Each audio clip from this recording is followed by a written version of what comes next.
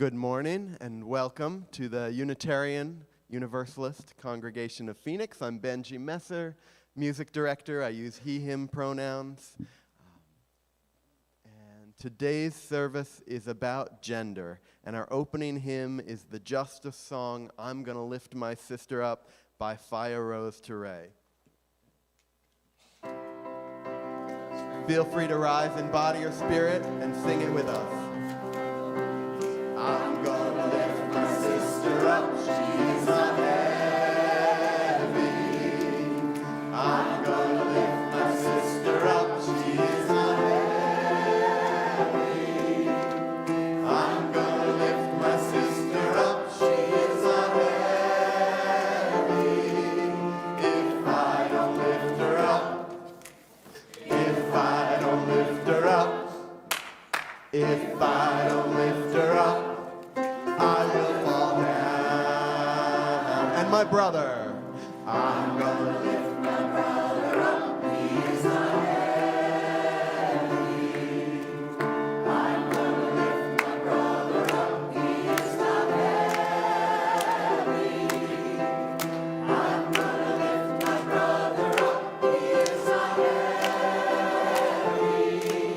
If I don't lift him up, if I don't lift him up, if I don't lift him up, I will fall down. And my neighbor, I'm gonna lift my neighbor up, they are not heavy. I'm gonna lift my neighbor up, they are not heavy. I'm gonna lift my neighbor up, they are not heavy. If I don't lift them up, if I don't lift them up, if I don't lift them up, I will fall down. And my people, I'm gonna lift my people up, they are not heavy. I'm gonna lift my people up, they are not heavy. I'm gonna lift my people up, they are not heavy. If I don't lift them up, if I don't lift them up, if I don't lift them up, I will fall down. We're gonna lift each other. We're gonna lift each other up, we are not heavy. We're gonna lift each other up, we are not heavy. We're gonna lift each other up, we are not heavy. If we don't lift us up, if we don't lift us up, if we don't lift us up, we will fall down. Please remain standing for our chalice lighting. Good morning. Good morning. I'm John LaBarbera. My pronouns are he, they, and I am your worship associate today. Join me as we recite our covenant and Linda Vance lights our chalice. If you are watching remotely and you have a chalice with you, please light it with us. Love is the doctrine of this congregation. The quest for truth is our sacrament, and service is our prayer. To dwell together in peace, to seek knowledge in freedom, to share our strength in fellowship, thus do we covenant. Please be seated.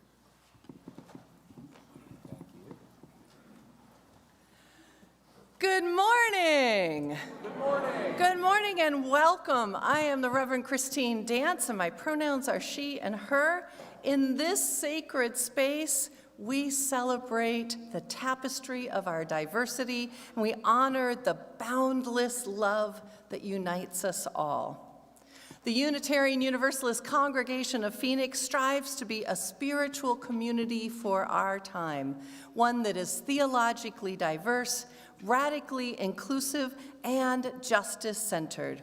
Our doors swing wide open to embrace all who seek a welcoming place. May our worship today be a source of inspiration, a wellspring of courage, and a call to action. If you are new here, we are so glad you found us. Some folks who I didn't meet last week or are new this week, can you just wave and say hi to us? Hello, new people. Hello. We are so thrilled that you are here. Each Sunday is different, so please come back a few times to really get to know us. And if you want to know more about us, please join us today for our monthly Get to Know UUCP at noon after service in room either 12 or 15. It will have it on the slide. I do have a few announcements for the community. Next Sunday, December 8th, this is a really big deal. The activist songwriter duo Emma's Revolution will be performing here. They asked to come here at 3 p.m. in the afternoon for a concert in the sanctuary. There will be a 2 p.m. reception beforehand. The concert is a benefit for the Unitarian Universalist Refugee and Immigrant Services and Education. That is reduced down to UU Rise. So tickets are for sale now on our website or from Benji after today's service. I promise you that your spirit will be so lifted and changed from this concert. I also have another announcement. Anyone who plays an orchestral instrument, even if it's been a while since you've played, we would love to have you join our Christmas Eve ensemble. If you've only started joining UUCP recently and haven't yet told Benji that you play an instrument, Benji is right there. And I have to tell you, the Christmas Eve Orchestra is outstanding. We have youth and adults playing together, and it's magnificent. It is really, really fun. And then finally, I wanted to point out Cheryl Thomas is right there in the back. And Cheryl is with Choose Your Person. It's a community education project sponsored by Mercy Care, Hospice of the Valley, and Contexture to assist the community in making and registering advanced health care directives. So, do you have someone you will choose? Who will speak for you if you're unable to communicate your health care preferences? Choosing somebody, a power of attorney to make medical decisions on your behalf in case something happens, is an important step in planning ahead for your care. Cheryl is a member of this congregation, but is helping us with this important thing today. So now, let us take a breath. Let us draw deeper into the present moment and into our worship. I'm that excited too.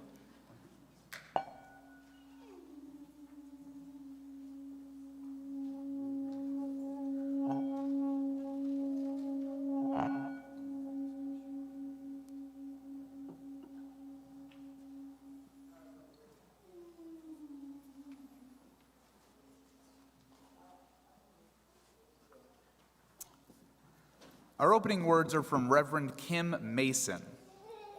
Here we give thanks for sorrow and gladness, joy and tribulation, heartbreak and healing. Here we give thanks for hope and despair, chaos and peace, courage and difficulty. Here we give thanks that we might better know the connections that sustain us and the love that frees us. Come, let us give thanks today. I now invite anyone who would like to come forward for Together Time.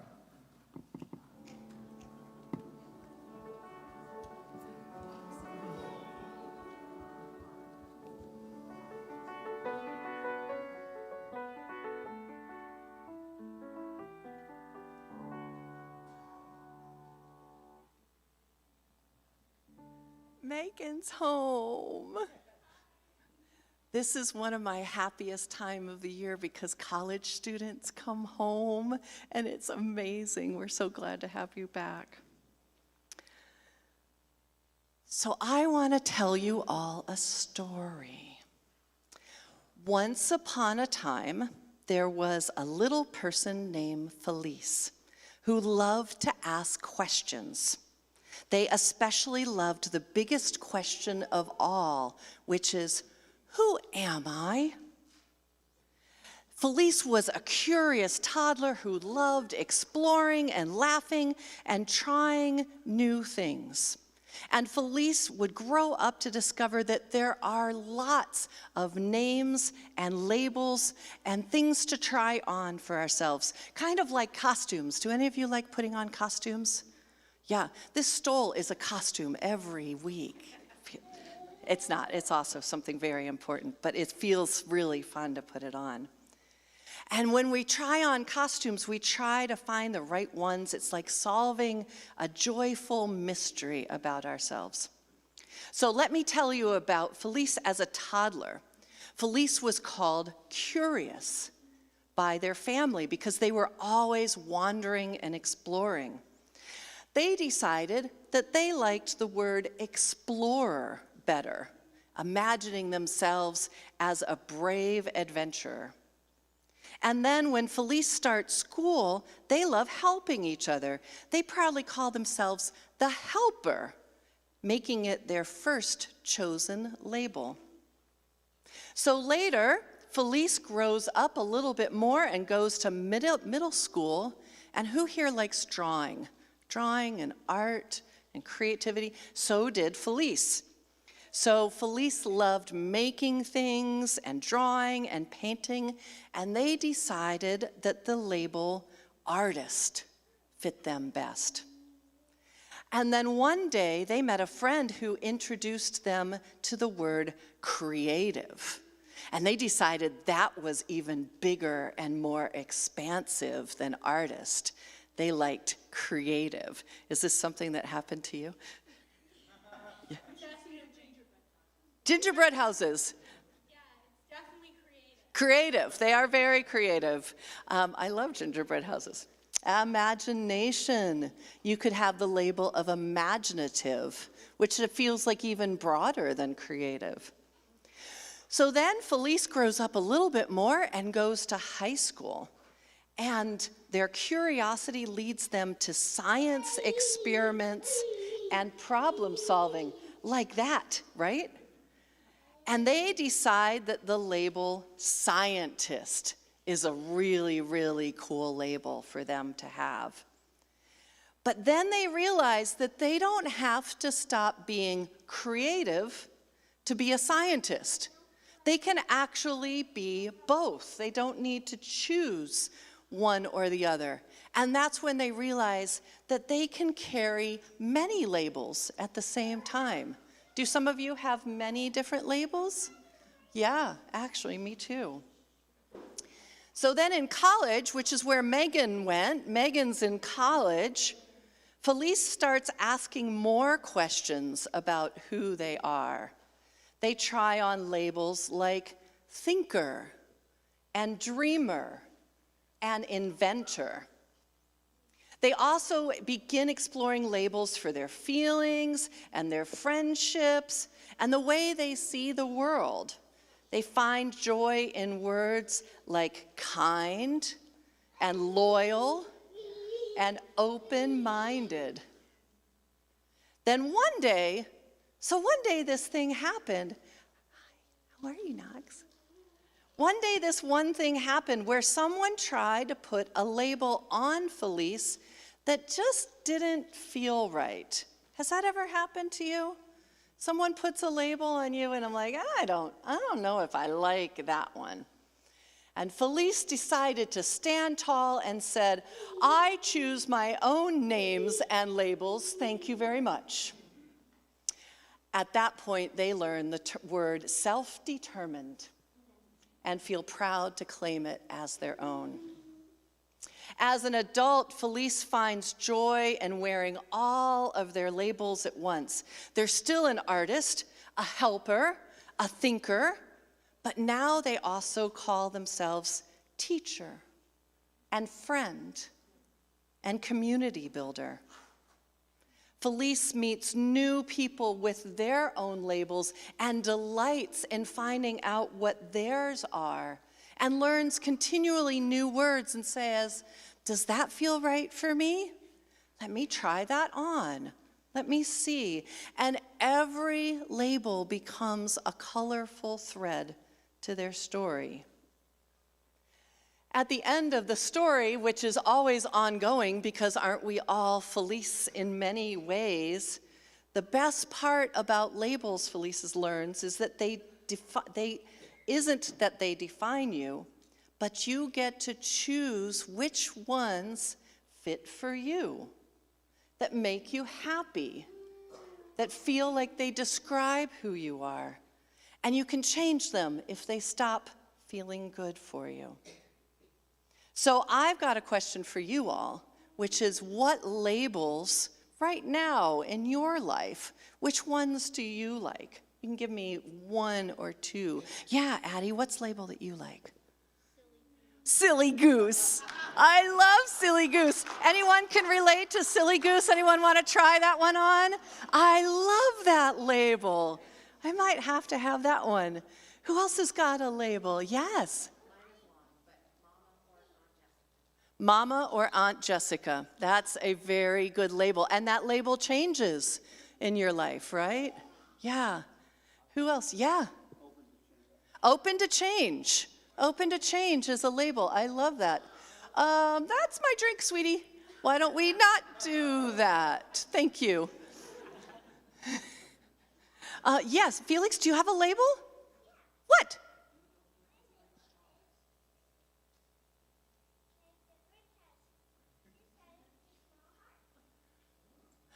Like the Grinch has two sizes of a small heart? Is that what that was?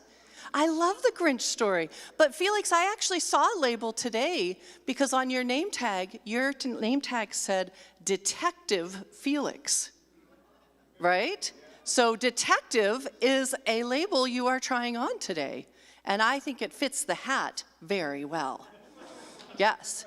Megan, are there any labels that you're learning in college?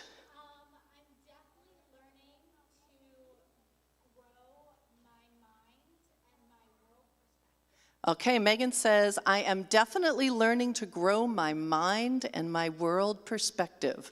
So I would call that a world perspective grower. Yeah? Yeah, does that feel like that fits? That fits. Okay, wonderful. Yeah, what's another label?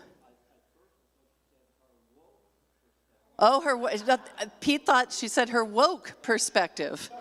Some people may like that as well. Some people may not. So I invite you all to be like Felice and see which labels, which names work for you, and be open to them changing as you experience new things, and that there might be a whole bunch of them in your life. Okay, thank you for participating. I appreciate you all. You can go back to your seats, and our little ones will probably be going to programming very soon. Thank you very much.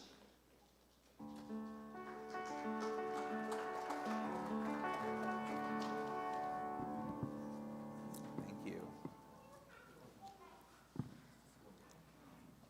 Each week, we split our offering between this congregation and an organization that shares our values. For December, our Share the Plate partner is Kids in Focus. Kids in Focus is a nonprofit organization mentoring youth to overcome adversity and build resilience through the art of photography. Since 2012, Kids in Focus has been putting cameras in kids' hands with the guidance and encouragement of adult mentors, many who are avid and professional photographers. They collaborate with local schools, nonprofit community partners, and foster care programs to engage Valley youth. Kids in Focus provides over 700 unique experiences to over 350 students each year. They create opportunities for any child to express their unique perspective and voice with skills that foster confidence, resilience, and joy. For all that you give, we are so grateful. Ushers, thank you so much for your willing hands in helping us pass the plate.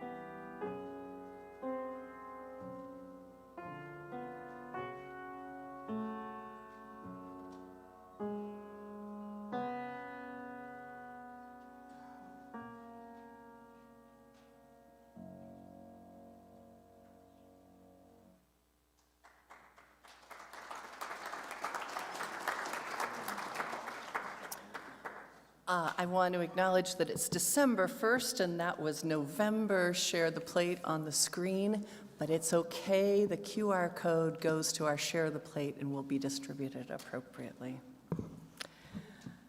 So at this time, we recognize that our lives are interconnected. Part of our communal journey is sharing our significant milestones, our joys, and our sorrows. You can put a note in the chat on Zoom if you want us to read your joy or sorrow next week, or you can fill out a card right there in the small table at the back. And this is where your minister remembers that she did not open Zoom. And she is going to do that really fast before you notice it, and no one will know anything different because her stole is so pretty, and it is a stole that Bunny and Dale gave me for their wedding. So, yes. Okay, see? You didn't even notice. Didn't even notice that anything happened. We have a couple, and we've got a couple just joys in life. Jez says, I am excited to garden with our youth at UUCP, and that's happening in our children's ministry program. And Walt Doherty is here after a long absence, and Walt says, I am so glad to be here. Not as glad as we are to see you, Walt. And if anybody put anything in the chat, there we go. Kathleen Waldron. Vince, are you in the room? Yeah, can you stand, please?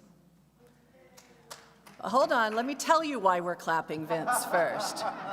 So we are congratulating Vince Waldron on his retirement from ASU after 32 years this week.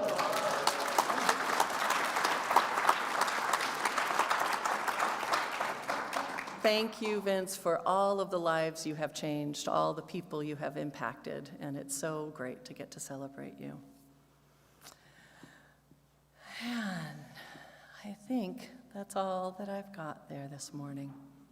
May our joys and our sorrows Some of you had Thanksgiving this week. That may have been great joys.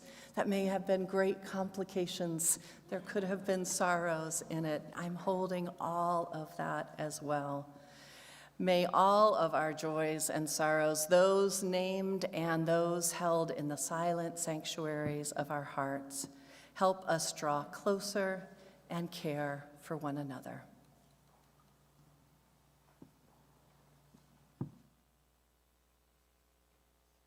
We invite you to join us for a musical prayer by Melanie DeMore, Stand in Stone.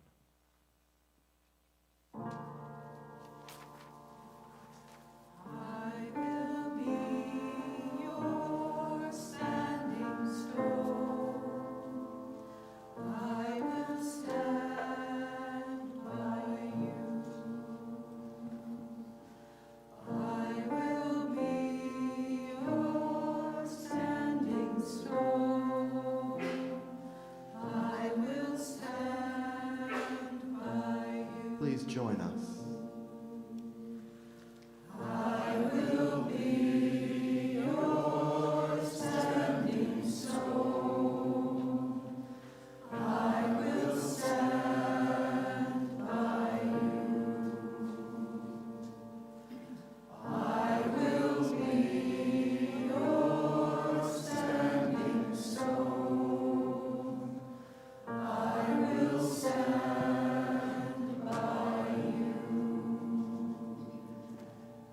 Spirit of life and Spirit of love, join us in this prayer.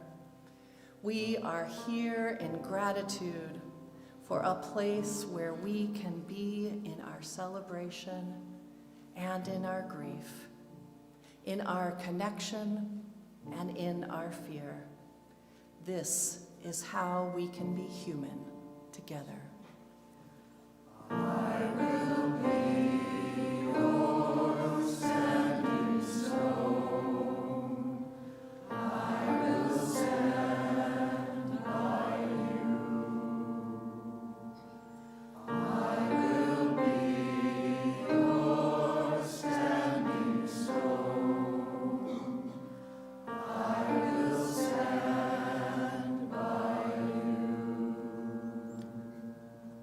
May we understand ourselves more deeply, understand our relationship with the earth and with each other.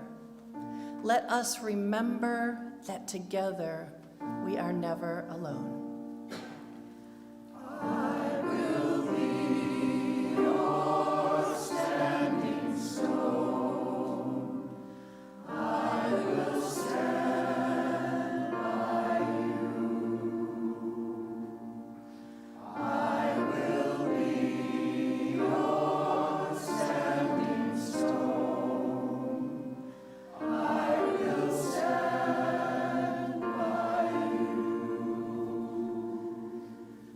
May we hear and see and feel and remember things of beauty.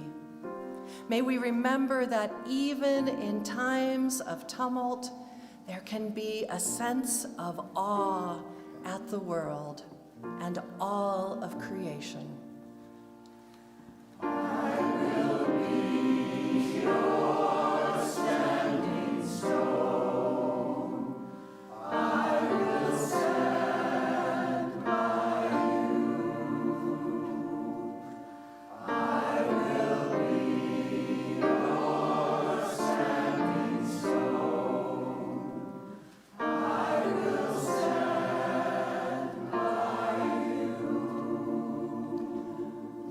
Our greatest hope and prayer is that we face the challenges in life with grace and celebrate with abundant joy. May we have the courage to practice being our very best selves. May we learn each day a deeper compassion, a greater love. Feel free to stand. I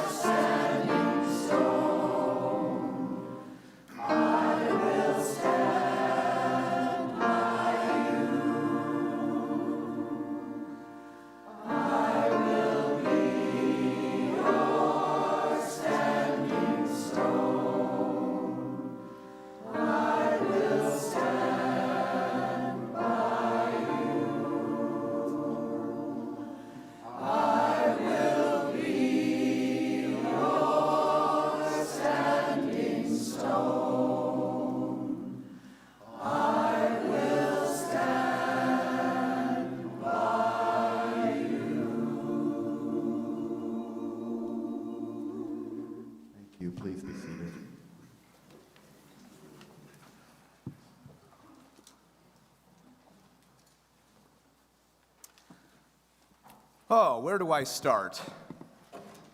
Where can I start? My gender identity is a little more complicated than what you might see at first glance. Yeah, I have a beard, hair all over my body, outwardly male. He is one of my pronouns, after all. But I also adopted they a few years back because I've just never fully identified with being a guy. Here's an example. This is just a personal story, so bear with me. Growing up, my family celebrated many holidays with my stepfather's family. Living with him was a daily display of toxic masculinity, misogyny, and more phobias than you can shake a stick at.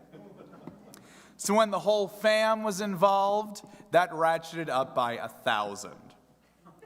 All the men and boys would be huddled in the living room watching a football game, making one-word exchanges and grunts to each other. All the women and girls would be in the kitchen, having several different lovely conversations. Guess where I wanted to be. My presence would be tolerated for a little while, until, like clockwork, I would get asked why I wasn't watching the game. So I wasn't comfortable in one space and not exactly welcome in the other. And it wasn't just the football. I can tolerate it in small doses. I mean, Cardinals are doing okay, right? I don't know. It was the energy about it. And to this day, I do not feel comfortable in a room with exclusively men. I just can't relate. And I'm so glad that talk about gender has flourished in the last decade, because I always felt like I was drowning in a sea of uncertainty. And just last year, I found this book, She, He, They, Me, an interactive guide to the gender binary for the sisters, misters, and binary resistors. And as you can see, I have been doing some extensive research. It's like a choose-your-own-adventure book, except you're discovering your own gender. Through this, I learned and decided that I identify as non-binary, genderqueer, and gender fluid. How can I be all three, you ask? Because it's my gender. That's how it works. So that's how I identify. My gender expression, this, mostly. To tell you the truth, I'm simply not brave enough to express my identity fully. Maybe someday I will be. But until that day comes, I will always be looking up to my gender heroes with awe and praising their bravery, strength, and determination to be exactly who they are.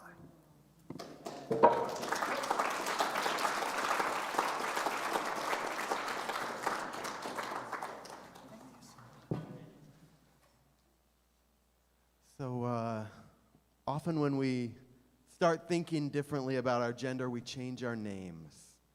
And we need to learn each other's names to communicate as they change, just like we need to learn each other's identities to communicate with each other as they change. And I was thinking about names and identities and how they're changeable and how they're important, like you were saying in Together Time, Christine. And it reminded me of a poem by the Vietnamese Zen monk Thich Nhat Hanh called Please Call Me by My True Names, about the fluidity of identity. It's the basis of a short song that's sung at his monasteries. So I wrote a quick arrangement for our choir, and I hope you enjoy it, and I'll read you the poem first. Trigger warning, there is a shocking bit. Don't say that I will depart tomorrow. Even today I am still arriving. Look deeply. Every second I am arriving, to be a bud on a spring branch, to be a tiny bird with still fragile wings, learning to sing in my new nest, to be a caterpillar in the heart of a flower, to be a jewel hiding itself in a stone. I still arrive in order to laugh and to cry, to fear and to hope. The rhythm of my heart is birth, the birth and death of all that is alive. I am a mayfly metamorphosing on the surface of the river, and I am the bird that swoops down to swallow the mayfly. I am a frog swimming happily in the clear water of a pond, and I am the grass snake that silently feeds itself on the frog. I am the child in Uganda, all skin and bones, my legs as thin as bamboo sticks, and I am the arms merchant selling deadly weapons to Uganda. I am the 12-year-old girl refugee on a small boat who throws herself into the ocean after being raped by a sea pirate. And I am also the pirate, my heart not yet capable of seeing and loving. I am a member of the Politburo with plenty of power in my hands, and I am the man who has to pay his debt of blood to my people dying slowly in a forced labor camp. My joy is like spring, so warm it makes flowers bloom all over the earth. My pain is like a river of tears, so vast it fills the 4 oceans. Please call me by my true names, so I can hear all my cries and laughter at once, so I can see that my joy and pain are one. Please call me by my true names, so I can wake up and the door of my heart could be left open, the door of compassion.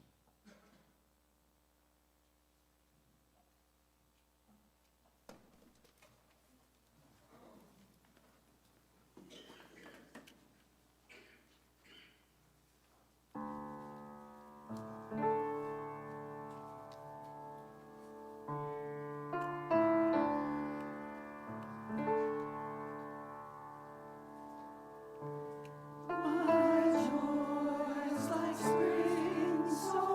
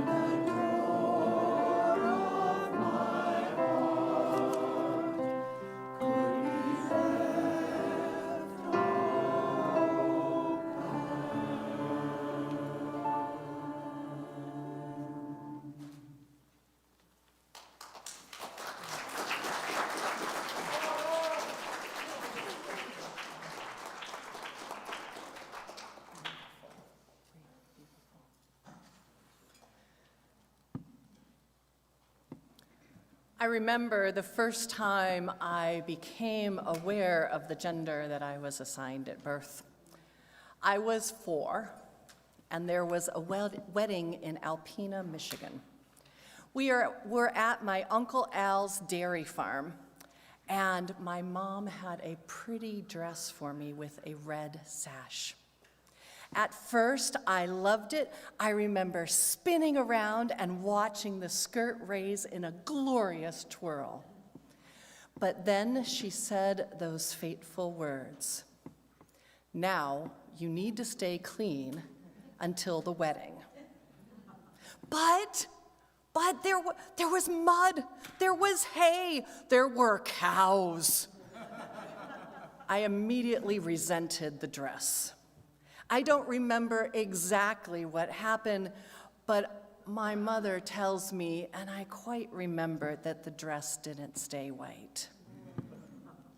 My next memory was when I was 6. We were moving from Toledo, Ohio to Fairfax, Virginia. We had gone to visit to see our new house and register for school. I had recently gotten a short haircut because both my mother and I were tired of the daily fights of having her brush out the knots in my long hair. It hurt when she pulled, and she said she had to keep doing it anyway. So she asked me, "What do you want me to do? Just cut it all off?" And I said, "Yes." And hence, I ended up with a very short haircut. So here we were, moving into the neighborhood, and the rumor around the neighborhood, spread by someone who had seen us when we visited, was that there was a little girl and a little boy moving in. I have a sister. I was the little boy. Being misgendered really bothered me. I didn't want to grow my hair out again, but I also didn't want to be known as the little boy who had just moved in. I still can get angry at that, and I was just 6. When I think about it, a lot of my gender story has to do with my hair. When I was a young professional in my 20s, going up the managerial ranks at a young age, I ended up cutting my hair short because my long hair made me look younger, and the short hair seemed to have people take me a little bit more seriously. Only a little. I was a woman in a male business in the, before the 2000s. But it did make a difference. And while that is explicitly not about gender, it tangentially is because of the patriarchy and misogyny that I experienced. I wasn't taken seriously solely because I was a woman and a young woman. But even that led to comments. The rumor started that I was a lesbian because I was unmarried and had short hair. I mean, I was, but I just didn't know it yet. I had it short until my mid-30s, when I realized that I didn't look young anymore, and I cared much less what anyone thought of me, so I could grow it out again. I just got this haircut in June. Megan said I look sassy, and I agree. I am finding it incredibly liberating. Unintentionally, it is allowing me to explore my gender with a little bit more freedom. My favorite look these days is a pair of comfortable jeans, a t-shirt, and tousled hair. And if it's messy, a baseball cap. It looks really cute in a baseball cap. I get slightly more dressed up for you all on Sundays, and I decided to just totally confuse you by wearing a pretty dress and a stole today. I am doing this mini-series like I did before the election, and that you'll also see throughout the rest of the year from me, as well as sabbatical minister starting in March. We've got these little series. I'm doing it on gender, this one. This was decided that I was going to do it like last year, way before the election, and this became an issue. Some of you have thought about gender a lot. Some of you have thought about it so much that you've made the conscious decision to tell us what your gender is or to reveal yourself as transgender, non-binary, or gender expansive. But many of you may not have thought about gender at all. If you are cisgender, which means you still identify as the gender that the doctor announced when you were born, you may not have thought about your gender at all. Well, today I'm going to invite you to think about it and explore it. So I ask you some of these questions that I asked myself. When were you first aware of your gender? Was it your own awareness, or was it something that was said to you? What messages have you received about your gender throughout your life? How has that fit or not fit with how you considered yourself? Kind of thinking about together time. How were those tags and descriptions or kitchen or football fitting for you or not? And have there been times in your life where the stereotypical gender expressions just didn't fit for you? How did you respond to them?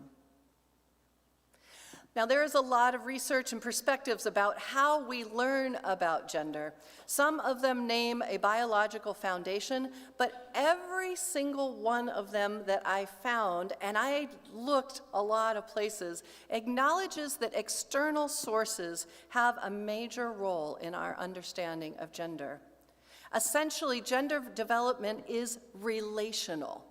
We do it in relationship with and to other people.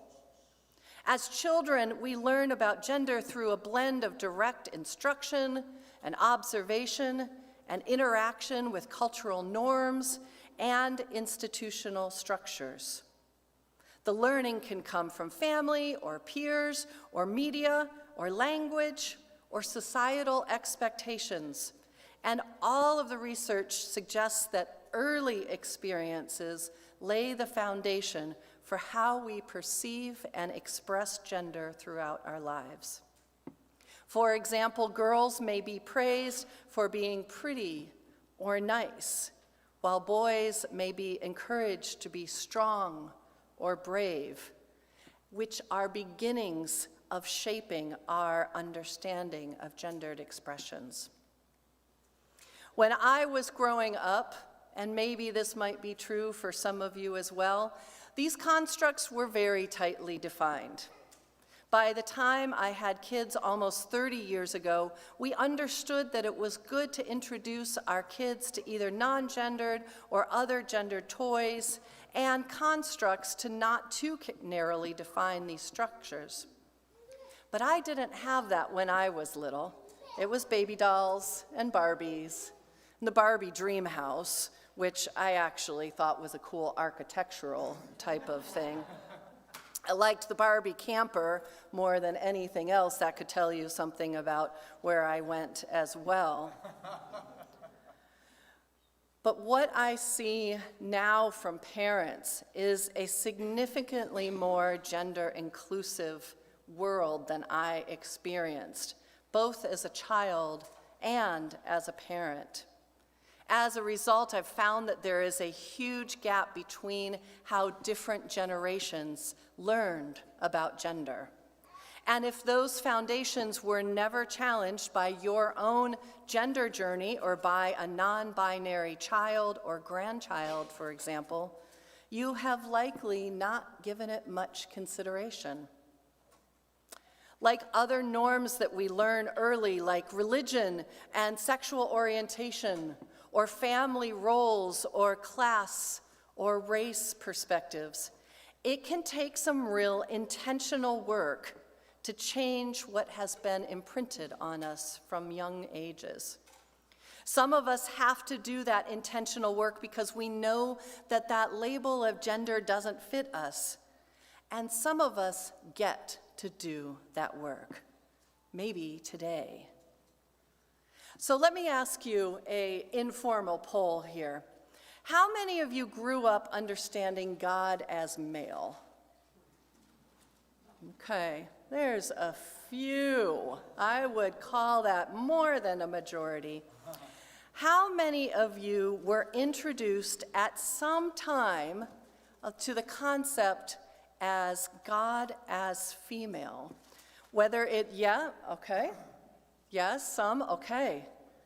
A couple weeks ago, Benji chose Bobby McFerrin's 23rd Psalm that was rewritten by the author to describe Mother God. Sometimes we've heard it in goddess language. Sometimes we've heard about it as the great Mother Nature.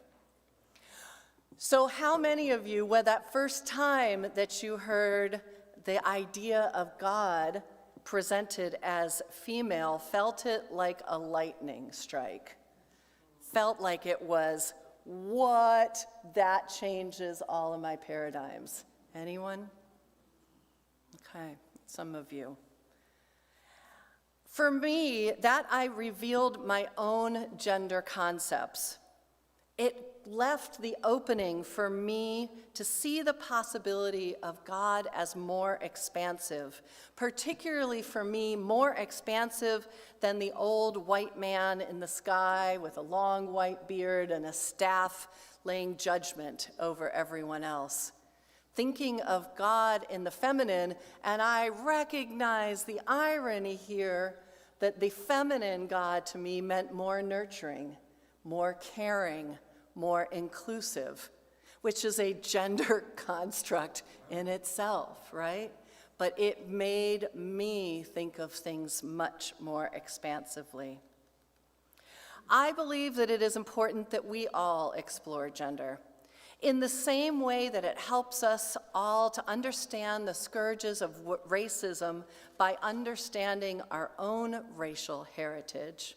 For example, I have gotten to explore how my family emigrated from Norway in the 1890s. This is the way that we're looking at, for those of us who have been socialized as white, we can't just learn about another race. The best way to do it is to understand our own. And the same can be true by our own exploration of gender identity. We can have more compassion and understanding for ourselves, see each other in new lights, understand ourselves and others. When we explore our own concepts of gender, we can foster greater inclusivity, address societal inequities, and deepen our own spiritual understanding. So let's revisit those questions again. I invite you to ponder them with others after the service, on your drive home, or in the days to come. So what were some of the earliest memories and awareness that you had of your gender? What were the messages that were reinforced about gender, especially when you were young? How much have you kept those messages, and how much have you rejected them or changed them? And how does your own sense of gender impact how you interact with and experience the wider world? Those are your homework for the week. It matters. It matters because with exploration, we can challenge the inherent patriarchy that comes with gender roles. It helps us to counter misogyny that has never gone away and again is being actively affirmed by some in some political roles. Yes, I am actually positing that exploring your own gender is critical in disrupting and dismantling oppressive religious and societal constructs. It helps us to be more in solidarity with those who may have a different understanding of gender than we do. And it can be personally revealing and even freeing. I wish you your own personal radical haircut and the freeing revelations that come with it. So might it be. Now, before we close with our final hymn, we invite you all to introduce yourselves to our new and visiting guests after the service. Our exploration hours, activities for children and adults, including our Get to Know UUCP, start at noon and will be listed on the screen following the service. And we invite you to coffee hour in the Johnson Room just across the patio. Over to you, Benji. And in coffee hour or after the service, you can chat about those questions if you want. They're pretty good questions. If we had more time in service, might have you do it right here. But let's sing us out. Our closing hymn is Everything Possible by Reverend Fred Small. Fred wrote this for a friend whose 9-year-old son was struggling with peer pressure to be tough and unemotional. And we've sung it out of our hymnal for many years. In 2022, Fred revised the lyrics to be even a little more inclusive. So those of you who have been singing it for years out of the hymnal will notice a few changes in the second verse. Before we stand, let's do the chorus together, just so we all know it. There's a lot going on in this song. The melody goes all over. Let's do it together. You can be anybody you want to be. You can love whomever you will. You can travel any country where your heart leads, and know I will love you still. You can live by yourself. You can gather friends around. You can choose one special one. And the only measure of your words and your deeds will be the love you leave behind when you're done. So that's the chorus. Now you've at least heard it once. When that part comes back, sing it. Feel free to follow along with the rest too, but like I said, it kind of goes all over. And feel free to rise in body or spirit, and let's do the whole song.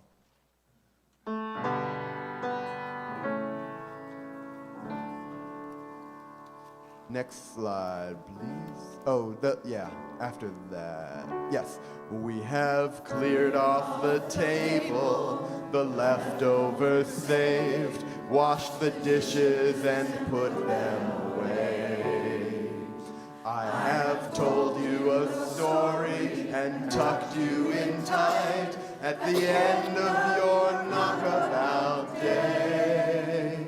As the moon sets its sails to carry you to sleep over the midnight sea, I will sing you a song no one sang to me.